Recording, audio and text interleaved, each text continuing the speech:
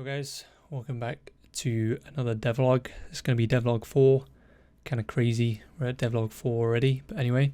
So there's a lot of visible gameplay changes this time around rather than dedicated servers, and a lot of UI and UX improvements from the last one.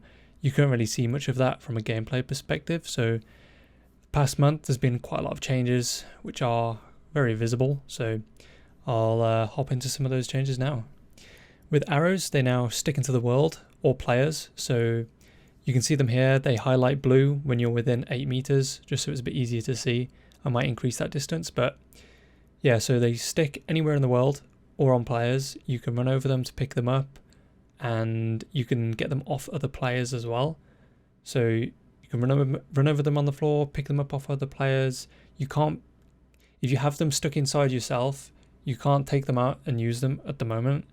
I kind of want to work on something to do with that though, because I think that would be cool to take arrows out, but at a penalty, like a health penalty or something. So you can take them off other players too.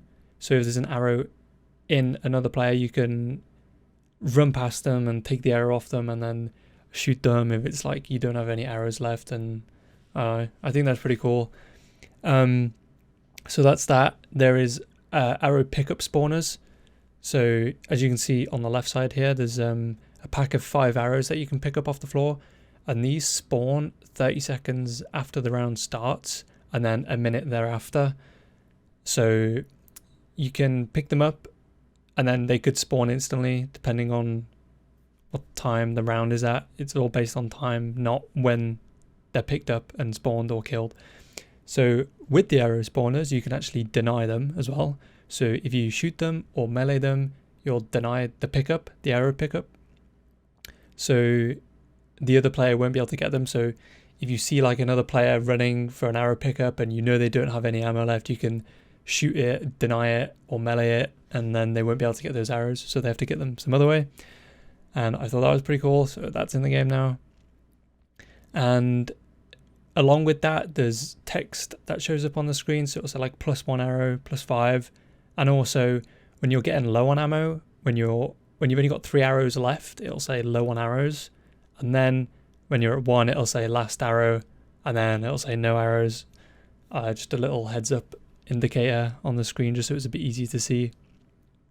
And also there was a few issues with arrows colliding, causing some crashes and stuff. So that's been fixed now, and it's quite visible when you hit each other's arrows in the air. You'll see it a lot easier now. So that's pretty much all the changes to arrows that have been made in the past month. So next up, we're going to talk about the new utility ability. So with the utility, you'll be able to pick one at the start of a round out of 3 or 4 or 5. I haven't quite decided yet, but the first utility is like a smoke bomb. So the goal with this is to make it kind of like an assassin's, it's like a dust of smoke. You throw it instantly and it dithers quite fast, and you kind of outmaneuver your opponents. They don't quite know which direction you've gone, and it's like a nice escape tool as well. So with the smoke bomb, it's you throw it 6 meters in front of you after 0.25 seconds. So it matches the animation a bit, and you can animation cancel it with a melee or a draw of the bow if you want to, if you kind of mispress it, or you want to 7,000 IQ outplay your opponents or something. And that lasts for about the smoke lasts for 6.5 seconds and then slowly fades out. So that's the smoke bomb, and we'll be adding more utility abilities to choose from in the future, along with the game mode changes to incorporate them together. So yeah, that pretty much sums up the smoke ability.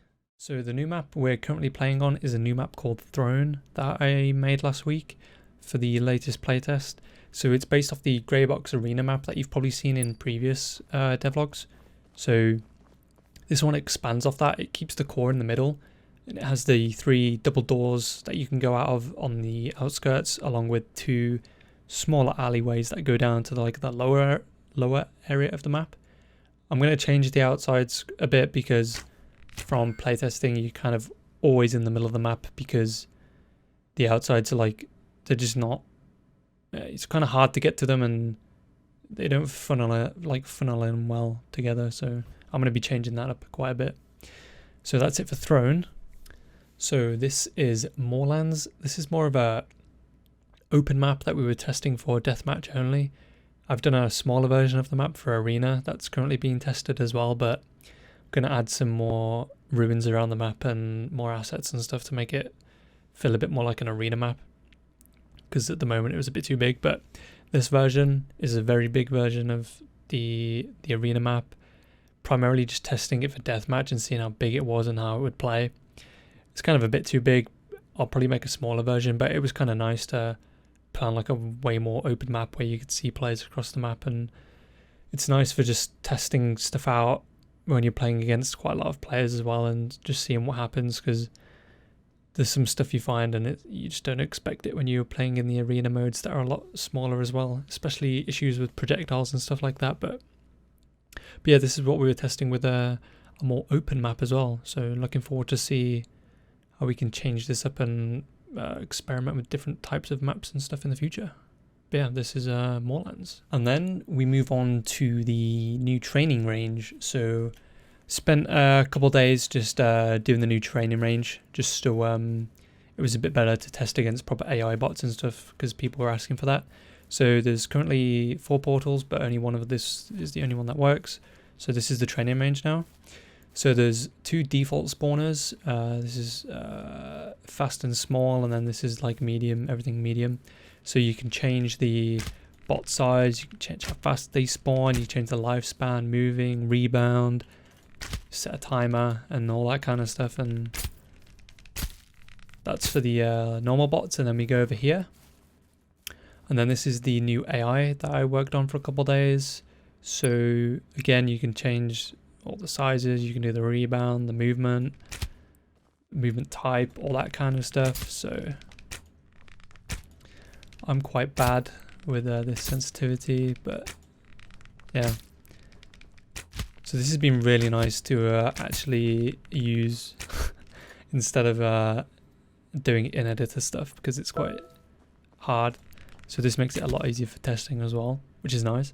But yeah, this is the new training range, and then we've got the old range from the previous builds too still in. I'll update this at some point, but for now I'm pretty happy with the training area now. Pretty much gonna stay like this for a while until I want to do some extra changes and more of the portals and stuff. I can just add areas whenever we want, which is nice. But yeah, that pretty much is the new training range. So that pretty much sums up quite a lot of the changes that have been happening in the last month or so. Just some small ones that I've written down here. So there's a little health bar, like a smaller one that spawns in the middle of the screen when you get hit, kind of like in games like World of Warcraft, which is kind of where I got it from. And then when you get hit, it shows in the middle, and then it just fades over time, just so it's more in the middle of the screen, and so you don't have to look at the bottom as much, and it's a bit easier to see at a glance. And then I've also added the option to turn that on and off in the settings under a new gameplay tab as well. And then there's better kill death effects too, which I changed a bit. And on the kill feed, there's a distance you killed the player as well. So it's just in meters. You'll see when someone gets killed. It pops up with like 12 meters, you know, kind of like Fortnite. So I did that too, because some people were asking for that, and I thought that was pretty cool. So that's in. The movement speed for sprinting was reduced by, I think it was like 0.5 or something, just because it was a bit too fast. And then on one of the old builds, it was a bit different, so I changed that back to how that was. And yeah, that pretty much sums it up. We also got some main menu music too. So if you want to check out the music for the main menu and stuff in the game, you can head over to the menu and check that out as well. It's quite nice. But yeah, thanks for watching, guys. A lot of new changes in this one. We'll see what's in store for May. Hopefully some other cool changes and some Steam stuff too. But yeah, thanks for watching. Peace.